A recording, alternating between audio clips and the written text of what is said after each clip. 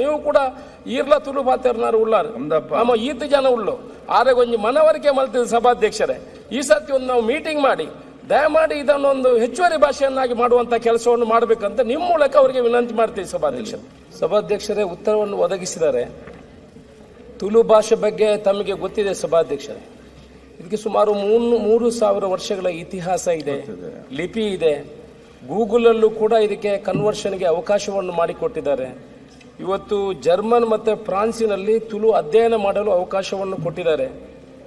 ವಿಶ್ವವಿದ್ಯಾನಿಲಯಗಳಲ್ಲಿ ಪರೀಕ್ಷೆ ಬರೆಯುವಂಥ ವ್ಯವಸ್ಥೆಗೂ ಕೂಡ ಅವಕಾಶ ಕಲ್ಪಿಸಿದೆ ಸಭಾಧ್ಯಕ್ಷರೇ. ಬೇರೆ ಬೇರೆ ರಾಜ್ಯಗಳಿಗೆ ನಾವು ಹೋಲಿಕೆ ಮಾಡಿದರೆ ಅಲ್ಲಿ 3-4 ಭಾಷೆಯನ್ನು ಹೆಚ್ಚುವರಿ ಭಾಷೆಯನ್ನಾಗಿ ತಗೊಂಡಿದ್ದಾರೆ ಸಭಾಧ್ಯಕ್ಷರೇ.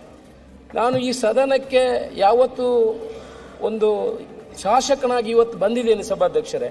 ನನ್ನ ಮೊದಲ ಪ್ರಶ್ನೆ ಇದ್ದದ್ದು ಈ ತುಳುವನ್ನು ಈ ರಾಜ್ಯದ ಹೆಚ್ಚುವರಿ ಭಾಷೆಯನ್ನಾಗಿ ಮಾಡಬೇಕು ಅಂತ ಪ್ರಶ್ನೆ ಕೇಳ್ಕೊಂಡು ಬಂದಿದ್ದೀನಿ. ಪ್ರತಿ ಸದನದ ಅಧಿವೇಶನದಲ್ಲೂ ಕೇಳಿದ್ದೀನಿ ಸಭಾಧ್ಯಕ್ಷರೇ. ನಮ್ಮ ಸಚಿವರಿದ್ದರು ತಂಗಡಿಗೆಯವರು,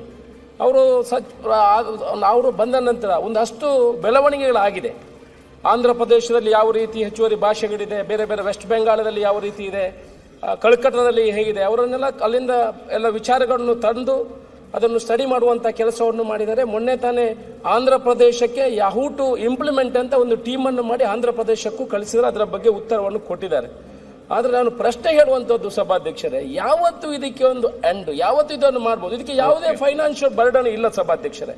ನಾವು 13 ಜನ ದಕ್ಷಿಣ ಕನ್ನಡ ಉಡುಪಿ ಜಿಲ್ಲೆಯಲ್ಲಿ ನಾವು 13 ಜನ ಶಾಸಕರಿದ್ದೇವೆ.